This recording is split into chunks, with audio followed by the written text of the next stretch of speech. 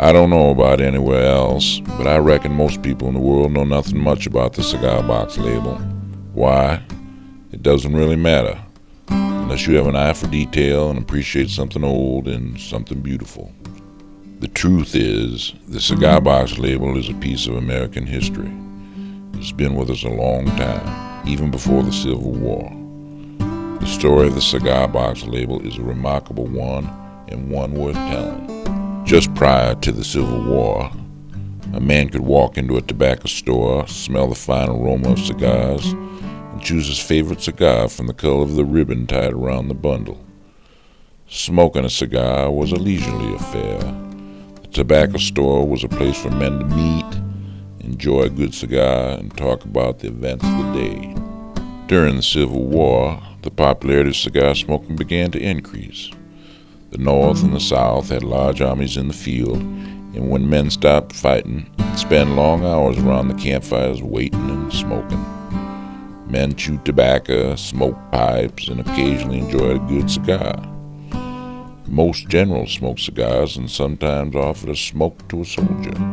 Soldiers were eager to imitate their leaders and soon began smoking more cigars.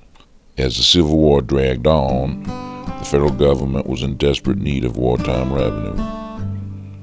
In 1863, capitalizing on the cigar's popularity, they got around to passing a law mandating all cigar makers to box cigars and to attach a war excise stamp over the lid. The cigar box now became a way for cigar makers to brand their cigars, but more importantly, it created a canvas for the art of the cigar makers.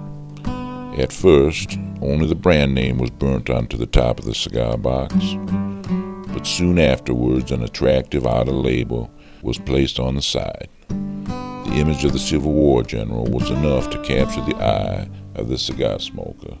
By the 1870s, cigar smoking was catching on everywhere.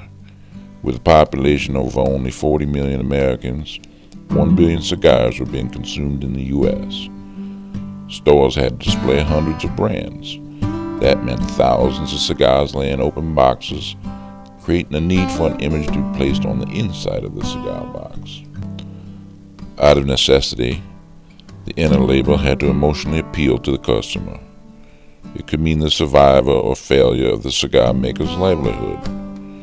Catchy themes and colorful images were needed to pull buyers away from the competitor's brand.